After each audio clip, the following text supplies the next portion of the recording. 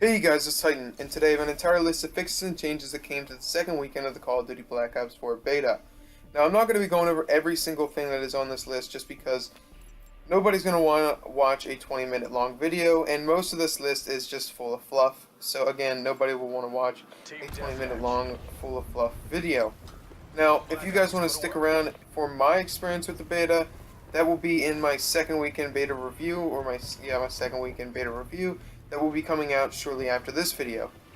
Finally, there will be links in the description to the articles and videos, possible videos, of where I'm getting all the information from. So let's just get right into the video. The first thing I want to talk about is general fixes, which is stability and performance. They talk about matchmaking optimization paths, fixes to reduce the number of network disconnects, resolve several hitches that were occurring during the gameplay, resolved a number of UI errors that were occurring in the front-end menus, fixed numerous crashes/freezes, and they fixed 4 scoreboard scores and faction icons sometimes getting flipped during kill cams. Now, this isn't really all that cool or all that important, but the only reason why I'm bringing this up is because it's basic optimization of the game. And this is something that will be going on all the way up to the game's release and beyond. Call of Duty, pretty much any video game in general, has optimization updates forever. So, again, they're already optimizing the game, which is awesome. They're starting to optimize the game based off of our feedback, which is great. Next thing I want to talk about is maps. Now, the only reason why I'm only going to highlight one thing that I thought was interesting, and that was they addressed many gameplay impacting issues like bad lines of sight.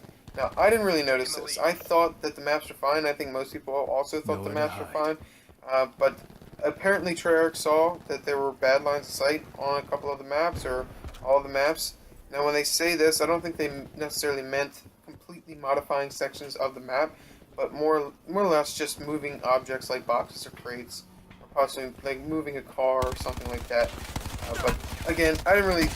The only reason why I'm highlighting this because I didn't really find too many problems with the maps, and nor did I think there were any bad lines of sight. So I don't know. Interesting that Treyarch thought that it needed to be fixed. Now, they have an entire section of this list dedicated straight to player feedback. The first thing they have listed here is they've reduced the amount of flash on screen at the moment of taking damage. We've reduced the darkness duration of the damage flash when players take damage. We are working on finding the right balance between making sure players understand every time they take damage and keeping the screen clear for gameplay. This is a continued work in progress. So this is awesome because this is one of the bigger problems that a lot of people were talking about, and was that the amount of visual distortion that affected the screen, that's the exact thing that Drifter said, was a lot, and it was definitely affecting the way they played and affecting gameplay. I thought it was a little bit too much as well. I didn't think it was crazy, but definitely is there. The amount of visual distortion on the screen was definitely there, so they addressed that for the second weekend.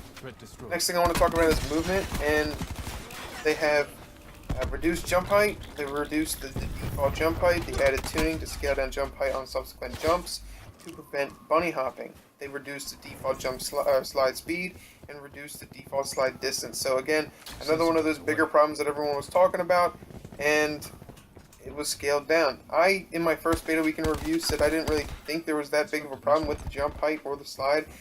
I mean, it definitely was there. You definitely did get height when you jumped, but I didn't think it was crazy, something insane. Definitely needed to be tuned a little bit, and that is something they did for the second weekend. The next thing I want to talk about is gear, and that is specifically body armor.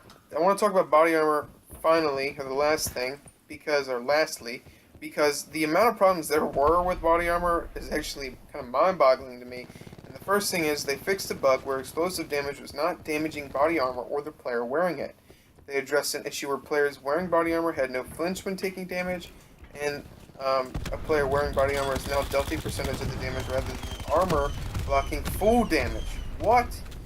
Killing a player with body armor now awards an additional 25 score per EKA or enemy kill in action. So the last thing before I just said that was that a player wearing body armor is now dealt a percentage of the damage rather than the armor taking or blocking full damage. So before, the armor blocked the full damage that was dealt to the player, rather than the player taking a percentage of the damage, which is what I would assume, would happen, but it didn't.